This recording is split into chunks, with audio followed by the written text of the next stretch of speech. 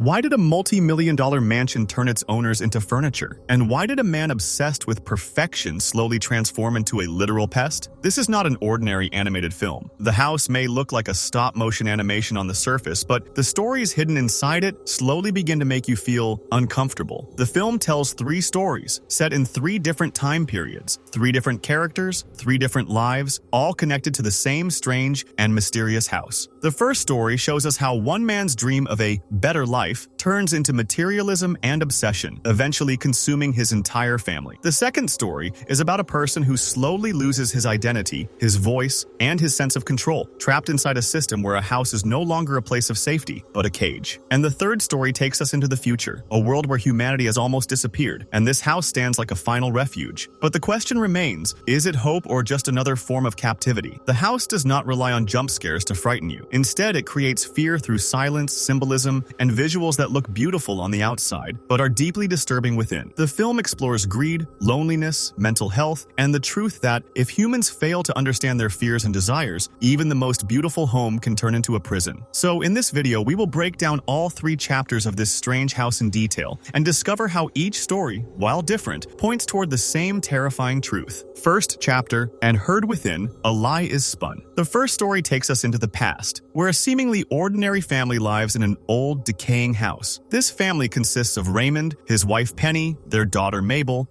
and their newborn baby Isabel. But the very first thing in this story that makes you feel uneasy is its art style. All the characters have extremely small faces, almost identical. No strong expressions, no clear individuality. Whether children or adults, everyone looks the same. This animation style is intentional, designed to make the characters feel less human and more like parts of a cold, lifeless world. One day, Raymond's relatives come to visit, supposedly to see baby Isabel. But the moment they arrive, they begin mocking the family's poverty. Raymond is reminded of his education and his potential, and made to feel ashamed for not becoming anything, despite all the opportunities he once had. This humiliation shakes Raymond to his core. That same night, Raymond leaves the house drunk. Wandering in anger and frustration, he comes across a mysterious carriage. Inside the carriage sits a strange man who calls Raymond toward him. Without asking any questions, Raymond obeys, and right there, the biggest deal of his life is made. Late that night, Raymond returns home. He devours his food and keeps muttering that something extraordinary has happened, that everything is about to change, that their lives will finally be better. The next morning, a man arrives at the house, Mr. Thomas. He works for an architect named Mr. Van Schoenbeek, the same man Raymond met the night before. He presents Raymond with an unbelievable offer, a magnificent, luxurious house for his family, completely free. Just one condition: they must leave their old house forever. Without hesitation, Raymond accepts the deal, and the very next day, the family moves into the new house. This is where things slowly begin to go wrong. As Mabel wanders through the house, she notices construction workers inside, but when she tries to speak to them, they simply stare at her, silently. Lavish meals prepare themselves in the house, yet no one ever knows who is cooking them. New rooms keep appearing. Old sections begin to disappear. One day, even the staircase is removed. And the most disturbing part of all, Mabel's parents begin to change. Penny keeps sewing endlessly at her machine, to the point where she grows exhausted and begins to break down. Meanwhile, Raymond stands by the window, laughing, as he watches his old house being demolished. Slowly, their clothes change. Their bodies grow stiff. They start to feel less like humans, and more like pieces of furniture belonging to the house. In the basement, Mabel discovers a shocking truth. Their old house still exists there, as if a memory has been trapped and preserved. But when she returns to the living room, she sees her old dollhouse being burned in the fire. And in that moment, she understands the truth. Her parents are no longer human. They have completely become part of the house. This chapter delivers a simple, yet brutal message. When a person chooses greed and obsession in the pursuit of a better life, the first thing they lose is not money, but their family. Second chapter, then lost is truth that can't be won. The second story takes us to a different time, but the location remains the same. The same house, no longer old or frightening. Now, it appears as a clean, modern, and perfectly designed apartment. The main character of this story is Henry, a man who sees himself as disciplined, successful, and practical. He lives in this apartment with his wife Rosa. For Henry, this house is not just a place to live. It is his identity, proof that he has achieved something in life. But for Rosa, this house feels suffocating. She believes the place is alive, as if it is slowly consuming them. Rosa repeatedly talks about leaving the apartment, but Henry ignores her concerns. To him, it's just overthinking. He believes life should be run by control, not emotions. Henry becomes obsessed with making the apartment perfect. The walls are changed, furniture is removed, the layout of the rooms is rearranged again and again, but satisfaction never comes. The more perfect the apartment becomes, comes, the more uneasy Henry begins to feel. Then, one day, strange things start to happen. Without any warning, strangers begin entering the apartment. They don't knock, they don't ask for permission. They behave as if the apartment belongs to them. Henry tries to stop them. He gets angry. He shouts. But no one hears his voice. People move the furniture. They mark the walls. They walk freely into the rooms. And Henry can only stand there and watch. Slowly, this apartment stops being a private space. It turns into a system where people come, stay, and leave. But Henry remains trapped inside. The strangest part is, Henry himself begins to change. His language changes. His accent changes. People start calling him by different names, and he doesn't correct them. As his control fades away, his identity begins to blur. Rosa finally leaves the apartment. She walks away, but Henry cannot. He becomes the caretaker of the place, helping people who don't even acknowledge his existence. He becomes part of the very system he once tried to control. Eventually, Henry disappears completely, not as a human being, but as a role. This story does not scare you with ghosts. It scares you with the feeling that one day you will exist, yet no one will see you. And perhaps that is the most terrifying truth of this house. Third chapter, listen again and seek the sun. The third and final story takes us into a very different world. This is the future, but not the kind of future anyone hoped for. Here, humans have almost disappeared. Civilization has collapsed. Cities, rules, systems, everything has become history. And in the middle of all this, the same house still stands. But now, the house is no longer on land. It floats in the middle of a vast, water-filled world, like a strange, isolated structure. This house is no longer a shelter. It is a last remnant of a world that once belonged to humans. The main character of this story is Rosa, but this Rosa is not human. She is a cat, a simple cat who, in this broken world, has taken on the responsibility of caring for this house. For Rosa, this house is not just wooden walls. It is her identity, her world, her entire life. The house has grown old. Cracks line the walls. Water drips from the ceiling. Rooms are slowly sinking. But Rosa wants to fix everything. She believes that if the house is maintained, if it is changed just a little, if it is made to adapt, then everything can still be okay. Every day, Rosa works to repair the house. She fixes broken sections, moves furniture above the water, uses rooms in new ways. This cat is no longer just an animal. She has become a caretaker, an architect, a survivor. But the problem is, this world no longer follows human rules. The water keeps rising every day, and every time Rosa believes she has saved the house, nature reminds her that control is no longer in her hands. Slowly, every room in the house becomes a battle. Every staircase, every door turns into a question of survival. During this time, Rosa encounters some strange creatures. They are neither fully human nor fully animal. They are children of this new world, the result of change. These creatures tell Rosa that the outside world has completely transformed. Old houses, old rules, old ways of thinking. None of it works anymore. They invite Rosa to come with them to a new place, a new beginning. But Rosa refuses. For her, leaving this house is the same as leaving her identity behind. To her, this house is everything. She believes that if she lets it go, she will be left with nothing. This is the central conflict of the chapter. This is not a story about a house versus change. It is a story about holding on versus letting go. Rosa tries even harder. She alters the house even more. She wants even more control. But with every attempt, the house begins to break apart even faster. The water no longer stops at the walls. It starts swallowing the rooms,